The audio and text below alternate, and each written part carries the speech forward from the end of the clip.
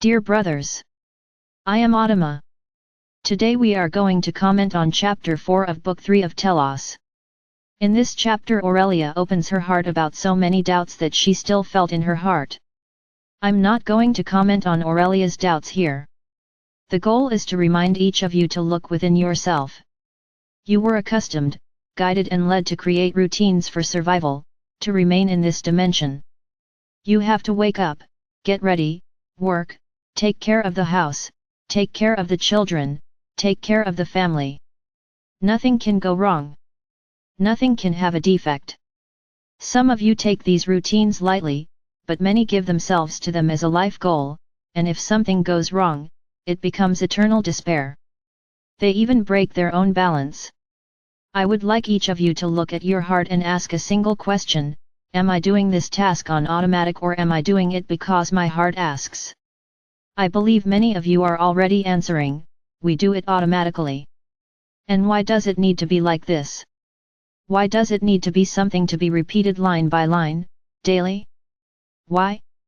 Why did someone teach you? Why did someone impose it on you? Why did society want it that way? So I ask a new question again, and what does your heart say? And I will answer for you. Most of you will answer, that the heart has nothing to do with it. And when you hear him, he is very upset. What is ascension to the fifth dimension? It's freeing yourself from ties. Free yourself from beliefs. Free yourself from routines. Free yourself from standards. The ego loves patterns, it loves never broken routines, and why? Because it's comfortable for him, he knows the beginning, middle, and end of that process. So he's satisfied, he doesn't mind. If you break a routine, break a pattern, the ego gets lost, and then it starts to get into your mind, you won't make it. This path is not the right one. Why did you change? It will be worse, it will not be better, and you end up believing it, because he screams so much that you stop trying to change. So I launch a challenge here for each of you. Change your routines, break your patterns. Inside your homes, you are in charge.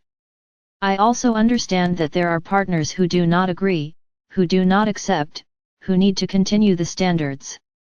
Then you will have a second task to do: change, break your patterns, but do not provoke the anger of those around you. You will have to learn to go slowly, but keep changing. The answers are very interesting. I can't change jobs. I can't change my family. I can't change who I have around me. And I answer, why can't you change jobs? Did you search with your heart for something better for you, or are you just trapped by finances? The moment you open your heart and allow yourself to receive what the universe has to give you, I guarantee you that another job will appear, and it will be very good for your heart. You can't change your family. And I ask him, why not? Do you prefer to carry disharmony and imbalance, because you need to maintain a family, or who knows, maybe you can change and start to love this family even more? Everything is rules. Everything is patterns. In which you were taught that you need to live together at any cost, even bringing suffering and disharmony. Who is it good for? It's not good for anyone.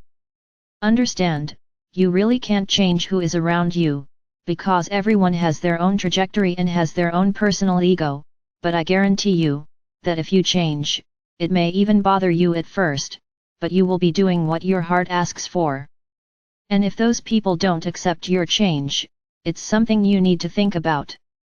You can't try to change people, but you can be an example to people. You can present new arguments, but without discussion, just showing what you are able to absorb and gain from your change of attitude. Each of you is part of the whole. A drop does not just reach the place where it falls, it spreads, it causes a movement. So be a drop. Start listening to your heart. Get out of the rules. Get out of the patterns. Of course, within the world you live in, there are some rules that cannot be broken. So let only those who can block you. Just these. The ones you can't go against. These are the rules of your world. So these you don't have much of a choice. Now the rules imposed by society, by customs, by habits, are good for who? For those who created you, to always keep you inside the cocoons, so that you never stick your head outside. Because on the outside you have freedom, you have love, and you have the happiness of listening to your heart, not what is imposed on you. Don't confuse freedom with mess or disorder. Freedom is doing things without rules, without standards, and if you affirm with each repetitive task, I will break this rule, for something that is good for my heart. Memorize this phrase, and with each thing you find yourself repeating, because it is a rule, affirm these words, but affirm them from the heart. And I guarantee you that you will begin to attract new possibilities, new paths, which will certainly bring you more joy, less tiredness, less routine. My brothers, it is the heart that needs to command your paths, not the mind. The mind brought you here. The mind filled you with judgments, rules, which today no longer serve you, can no longer be part of your souls, your minds. Do you want to ascend? So start listening to your heart. Break the patterns. Break any rules that can be broken. Look at everything with love. See things on the positive side. Even in major disasters there is always a positive side. For those who are in the middle of the problem, they cannot see this positive side, because they only look at the suffering, the pain. But there is a lesson there, and for us it is a positive side, it is a moment of evolution, it is a moment of learning. When someone mentions something negative, put the positive side. Break that energy, don't continue the subject.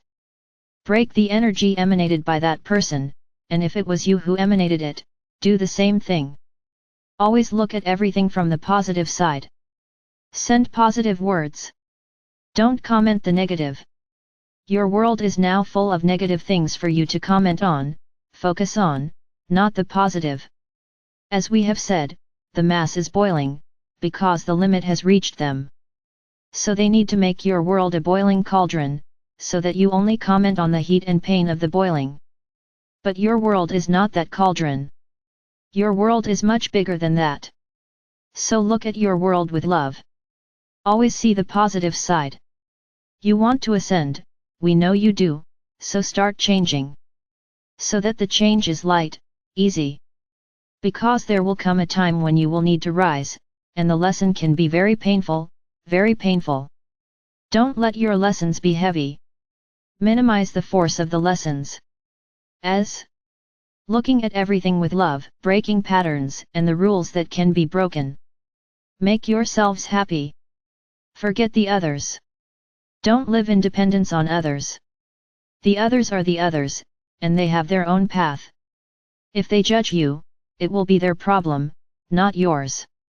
Follow the path of your heart and you will certainly be able to raise your vibration quickly.